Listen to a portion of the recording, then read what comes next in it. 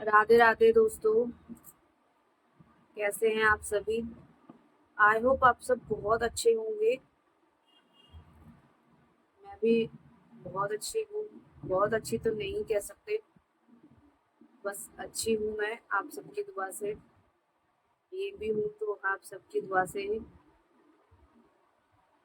Friends, आज मैं आपसे बहुत ज़रूरी बात शेयर करने आई हूँ।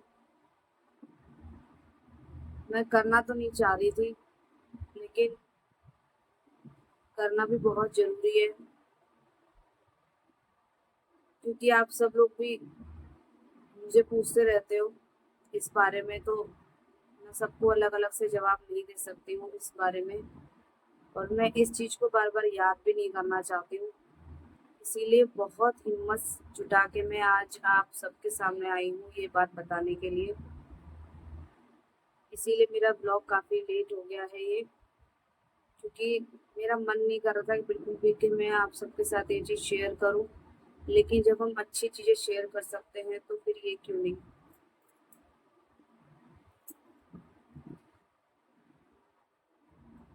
आप लोगों ने मेरा लास्ट ब्लॉग देखा होगा, जो कि मैंने अभी थोड़े दिन पहले डाला था।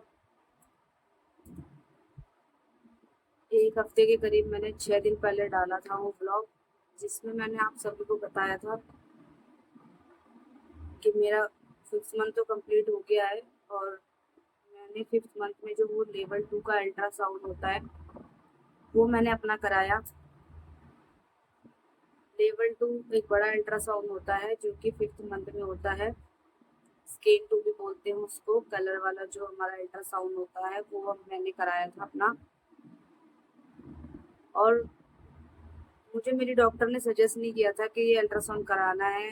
हालांकि आजकल सब लोग लेवल 2 का अल्ट्रासाउंड कराते हैं।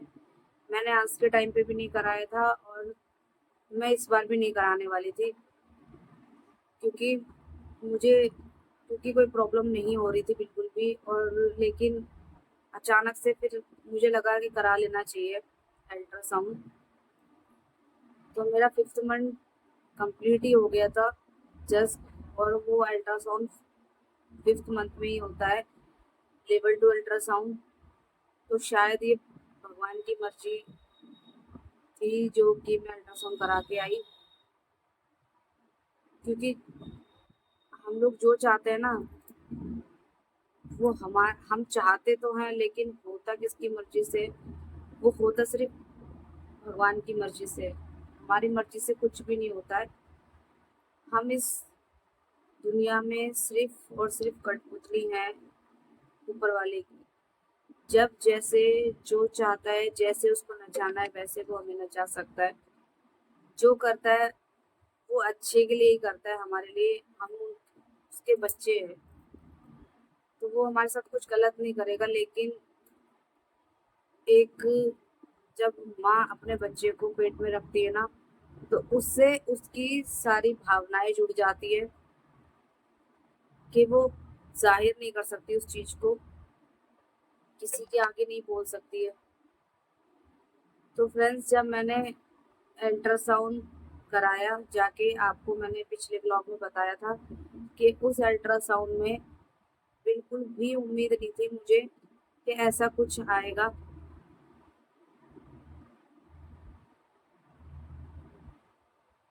क्योंकि जब मैं अल्ट्रासाउंड कराने गई थी ना, तो मैं बिल्कुल भी एक्सेप्ट नहीं कर पा रही थी इस चीज को।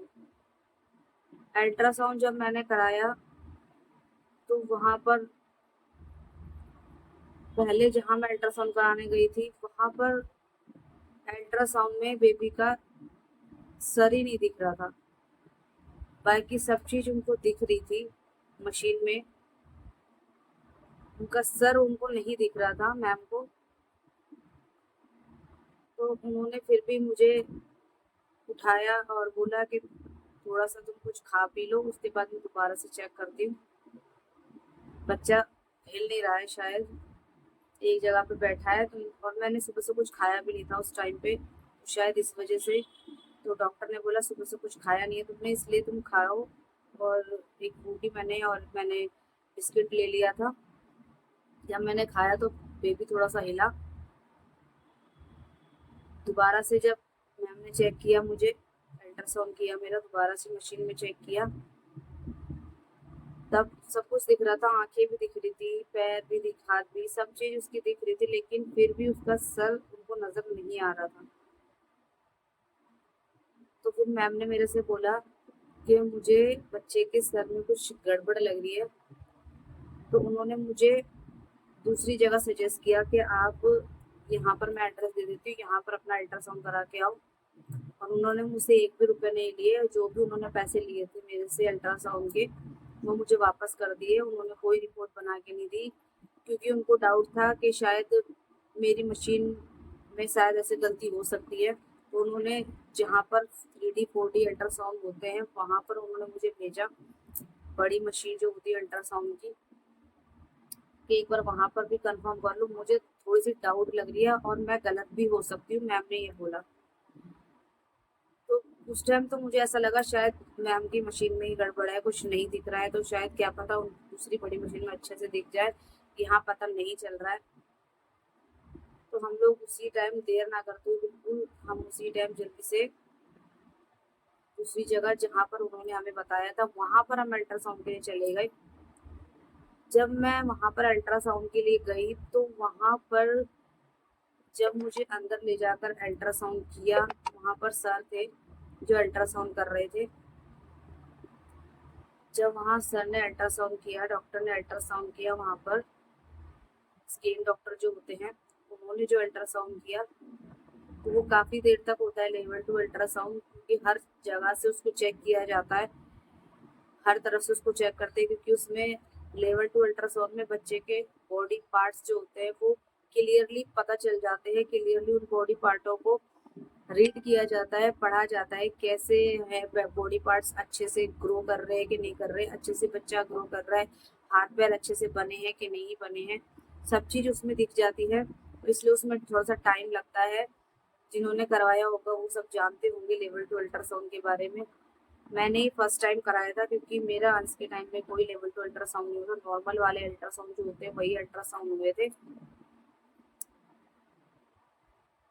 मैंने नहीं कराया था उस टाइम पे, तो मुझे इस टाइम भी लगा था कि नहीं कराऊंगी, तो मुझे कोई वो नहीं लग रहा था। लेकिन जब उन्होंने, मैम ने बोला कि एक बार देखो बच्चे के सर में मुझे गड़बड़ लग रही है, तब थोड़ा सा टेंशन में आ गई थी मैं बहुत ज़्यादा, क्योंकि उन्होंने भी मुझे काफ़ी बार चेक किया और 2 बार चेक किया, लेकिन उनको कुछ नहीं समझ में आ रहा था। लेकिन जब सर ने मेरे को चेक किया, काफ़ी देर तक चेक करते रहे, फिर वो मुझसे पूछते रहे कि आप फॉलिक एसिड खा रहे थे कि नहीं खा रहे थे, आप दवाइयाँ टाइम पे ले रहे थे। जब वो इस तरह की मुझसे बातें करते रहे ना अल्ट्रासाउंड करते हुए, तो मुझे ना डाउट होने लगा, और मेरा जो अंदर से दिल है ना इतनी जोर से धड़क रहा था, बहुत ज़्यादा तेज, मतलब मैं कह नहीं सकती हूँ कि मैं क्या मेरे दिमाग में चल रहा था, दिल और दिमाग में। तो ये सब मैं आपके सामने एक्सप्लेन नहीं कर पाऊंगी कि ये अंदर की बात हम कैसे बता सकते हैं, कि कैसे जाहिर कर सकते हैं कि हमें कैसा फील हो रहा था। क्योंकि जब हम अल्ट्रासाउंड करते हैं ना, तो बहुत कम ही होते हैं कि अल्ट्रासाउंड करते वक्त डॉक्टर हमसे कुछ बात करे या फिर कुछ पूछे। इतना ही पूछते हैं कि आपकी डेट क्या थी, पीसीओडी की जो भी आपकी डेट थी, लास्ट मंथ ऑफ पीरियड क्या था आपका, डेट पूछते हैं बस। उसके बाद अल्ट्रासाउंड कर देते ज़्यादा, या फिर कौन सा मंथ चल रहा है ये पूछते हैं। बाकी कुछ भी वो लोग ज़्यादातर, जहाँ तक मुझे पता है, मैंने कराया तो अल्ट्रासाउंड जो करते हैं वो इतनी ज़्यादा चीज़ें हमसे बातें नहीं करते हैं शेयर, क्योंकि वो सिर्फ अल्ट्रासाउंड करते हैं, अल्ट्रासाउंड की रिपोर्ट हमें देते हैं और हम अपने डॉक्टर के पास लेके जाते हैं, तो डॉक्टर ही उस अल्ट्रासाउंड को पढ़ के हमें बताता है। तो लेकिन जब मुझसे डॉक्टर ने अल्ट्रासाउंड करते वक्त वो मुझसे बातें कर रहे थे, और वो पहले तो उन्होंने बहुत देर तक मुझे चेक किया, चेक करने के बाद उन्होंने बहुत देर चेक करने के बाद मुझसे बोला, चेक करते हुए ही बोला कि आपने फॉलिक एसिड ली थी, टाइम से दवाई खा रहे थे आप, एक भी दवाई मिस तो नहीं करी है आपने, सब चीज़ टाइम से ली है आपने, खाना पीना सब टाइम से खा रहे हो, टेस्ट हुए हैं आपके सब। तो हर चीज़ में मैं हाँ ही बोल रही थी, और उन्होंने मुझे बोला कि तुम्हें कोई ब्लीडिंग वगैरह तो नहीं हुई थी। मैंने बोला नहीं, कोई ब्लीडिंग भी नहीं हुई थी, मुझे कोई सिंगल स्पॉट तक नहीं आया था इस बार, जबकि मुझे आज के टाइम में काफ़ी ज़्यादा स्पॉट्स आए थे। और ब्लीडिंग भी हुई थी, लेकिन वो ठीक ठाक है ही हुआ। लेकिन मुझे यहाँ पर तो एक सिंगल स्पॉट तक नहीं आया था, तो मैंने डॉक्टर से बोला नहीं, कुछ भी ऐसा नहीं है। बस उन्होंने कुछ नहीं बोला मुझसे उसके आगे। बस मैंने मैं भी शांत थी, डॉक्टर भी शांत थे। डॉक्टर बस अपना काम कर रहे थे, रिपोर्ट्स बना रहे थे। और फिर जैसे ही मैंने बोला कि हाँ मैंने सब चीज़ें दी है टाइम से, तो बस उन्होंने ऐसे ही बोला, इतना ऐसे ही किया खाली, और ऐसे ऐसे कर रहे थे। वो अपनी रिपोर्ट्स बना रहे थे। तो लेकिन जो उनका फेस था ना, मैं उनका चेहरा पढ़ रही थी। उनका चेहरा देख के मुझे समझ में आ रहा था कि मेरे साथ कुछ ना कुछ गड़बड़ जरूर है। मैंने डॉक्टर से पूछा, डॉक्टर से कि सब ठीक है? तो डॉक्टर ने मुझसे सीधा सीधा ये बोला कि आपकी डॉक्टर आपको बताएंगे। उन्होंने मुझे कुछ नहीं बताया। उन्होंने सिर्फ ये बोला कि आपकी डॉक्टर आपको बताएंगी, आप रिपोर्ट अपने डॉक्टर के पास लेके जाना, हम रिपोर्ट बना के दे रहे हैं, आपकी डॉक्टर आपको सब बता देंगी। उनकी जो बोली थी ना, जब वो वर्ड्स बोल रहे थे इस तरह से, ये आप सबको भी लग रहा होगा कि जब कोई इस तरह से वर्ड बोलता है तो इंसान सामने वाला खुद समझ जाता है कि हमारे साथ कुछ अच्छा है या बुरा है। हम सामने वाले जो बोलता है हमसे, हम उसको पहचान भी लेते हैं। तो मैं उनकी सब चीज को अच्छे से समझ पा रही थी कि वो क्या कहना चाह रहे हैं। जो हमारे को लेडी डॉक्टर ने बोला था, शायद वो चीज़ बिल्कुल ठीक है। और फिर मैंने उनसे, डॉक्टर से रिक्वेस्ट करके बोला कि आप मुझे बता दीजिए सब चीज़ ठीक है कि नहीं है, डॉक्टर तो बताएंगे। जो भी आप मुझे बता दो, कोई दिक्कत नहीं है, कोई परेशानी नहीं है, जो भी है एक्सेप्ट है। तो उन्होंने बहुत ही धीरे से मुझे बोला कि आपका बच्चा ये ग्रो नहीं करेगा, आपके बच्चे के सर में पानी भरा हुआ है।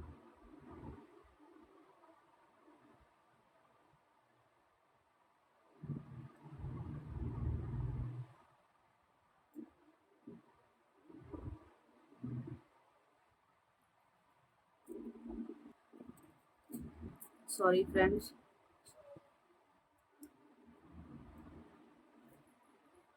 जब डॉक्टर ने मुझे ये बोला ना, तो मैं एक भी वर्ड बोलने लायक नहीं थी कि मैं क्या बोलूँ। बस रिपोर्ट लेकर बाहर आ गई थी। मेरी बहन मेरे साथ गई हुई थी, छोटी सिस्टर जो है मेरे साथ गई हुई थी।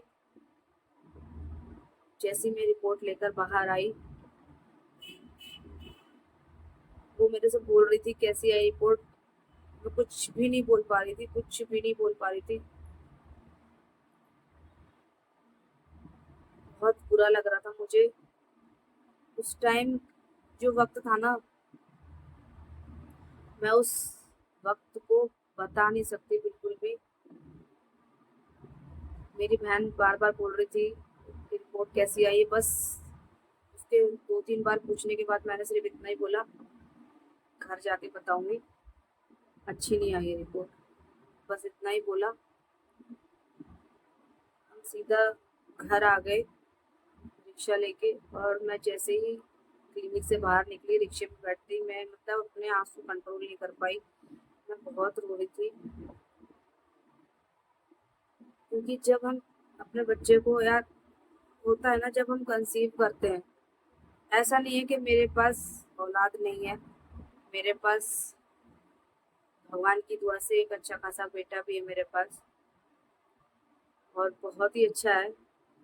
ये नहीं है कि मैं, मेरे पास है ही नहीं, ऐसा भी नहीं है। लेकिन जब, चाहे वो पहला बच्चा हो, चाहे दूसरा हो, चाहे तीसरा हो, लेकिन जब माँ अपने बच्चों को पेट में रखती है ना, तो वो अपने खून पसीने से उसको सींचती है। और अगर उसको कुछ हो जाए ना, क्योंकि ना हर माँ की जो जान होती है उसकी औलाद में बसी होती है, उसके बच्चे में बसी होती है। जब से वो पेट में आ जाता है ना, जब से उसकी भावना ऐसी जुड़ जाती है उसके साथ कि वो मतलब हर जरूरत उसकी पूरा करना चाहती है, हर चीज उसकी पूरी करना चाहती है। बहुत सारे सपने होते हैं कि ऐसा करेंगे, ऐसा करेंगे, ऐसा करेंगे।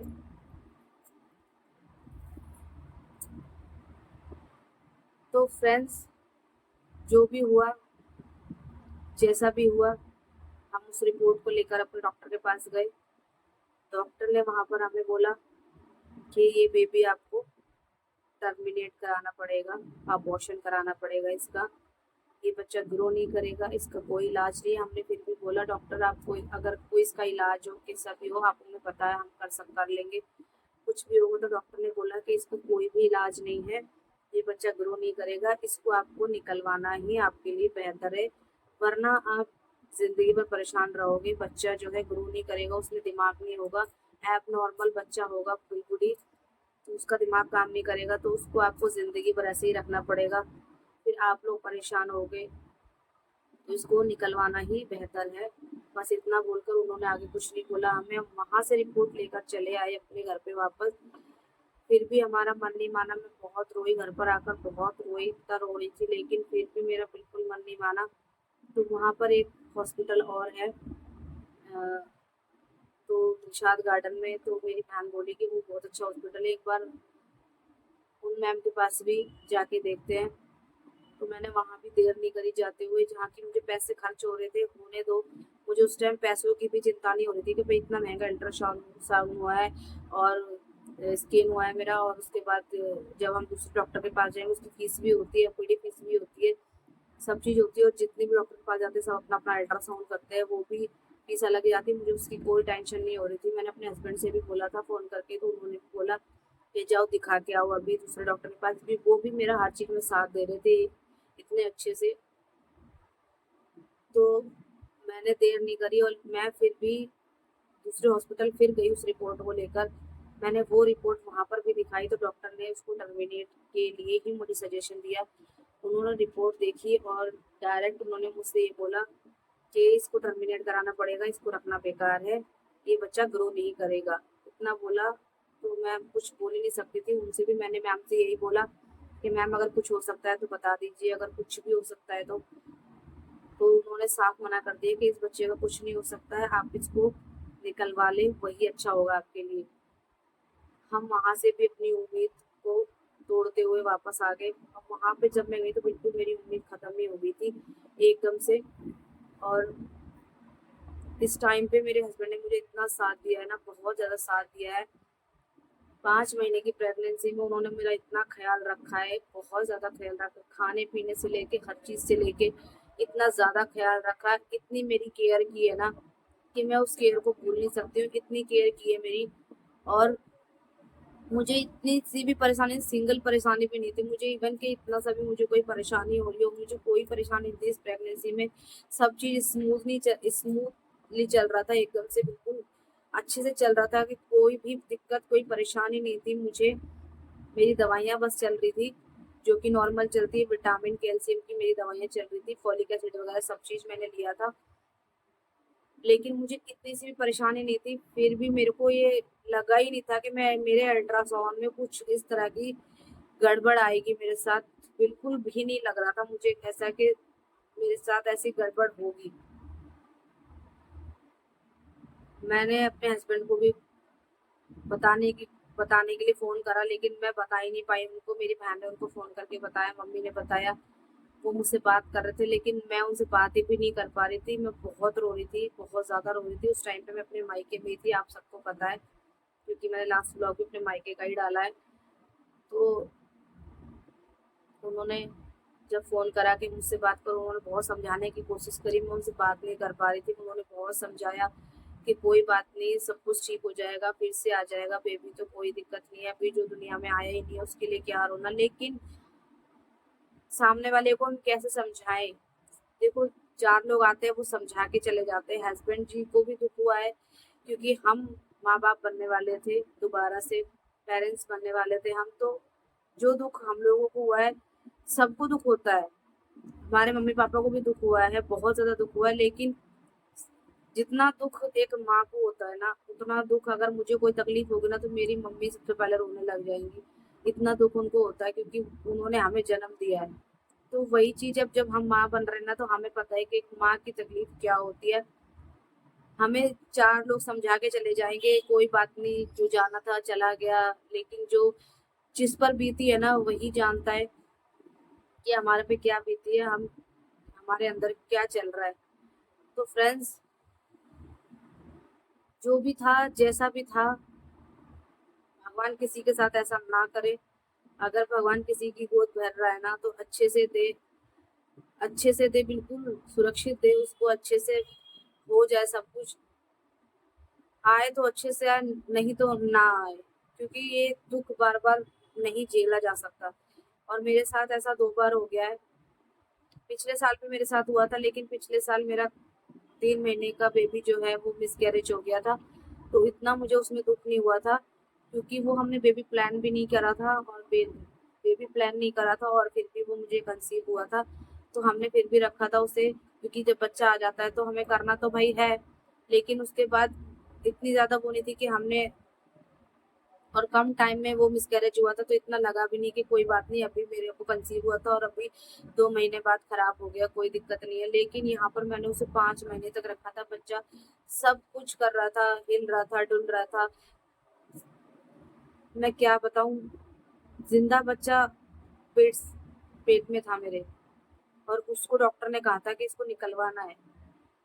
या तो होता है कि बच्चा अंदर ही खत्म हो गया है, या मेरा को कोई परेशानी हो रही है, ब्लीडिंग हो गई है, कोई दिक्कत हो रही है, मिसकैरेज हो गया अपने आप ही, तो इतनी परेशानी नहीं होती, इतना कष्ट नहीं होता है। हमें होता है, थोड़ा बहुत होता है, लेकिन हमारे पेट में जिंदा बच्चा है, उसको डॉक्टर कहते हैं इसको निकलवा दो, यही अच्छा होगा, इसको निकलवाना बेहतर है, इसको अंदर रखना बेकार है।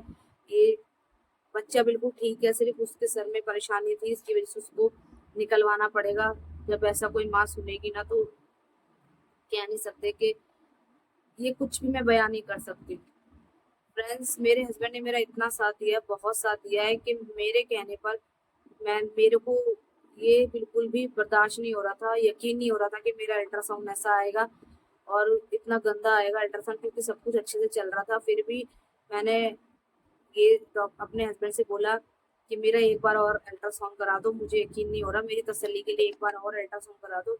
लेकिन मैं अब यहाँ पर नहीं कराऊंगी, मुझे कहीं और लेके जाऊँ, मैं कहीं और पर अल्ट्रासाउंड कराऊंगी। तो फिर मेरे हस्बैंड ने बोला कि या तो मैं बरेली कराऊंगा या बदायूं कहीं कराऊंगा। तो फिर जब मैं आई तो मेरा अल्ट्रासाउंड एक और हमने कराया, वो हमने बदायूं में कराया अल्ट्रासाउंड। लेकिन वहां पर जाकर भी, वहां पे मैं इतनी उम्मीद लेके गई थी, बहुत ज्यादा उम्मीद से गई थी कि मेरा अल्ट्रासाउंड शायद ही अच्छा आएगा। मैं अल्ट्रासाउंड कराने से पहले खाटू श्याम बाबा के दर्शन करने भी गई थी, जो कि आपने मेरे पिछली वाली वीडियो में देखा था। मैं अपनी रिपोर्ट भी लेकर गई थी, श्याम बाबा के सामने रखी मैंने, कि शायद वो इस चीज को झुठला दें, गलत कर दें। और उसके बाद हम निकल गए थे अपने गांव के लिए, क्योंकि हस्बैंड जी से मैंने बोला था कि मैं अल्ट्रासाउंड यहाँ नहीं कराऊंगी और अबॉर्शन भी मैं यहाँ पर नहीं कराऊंगी।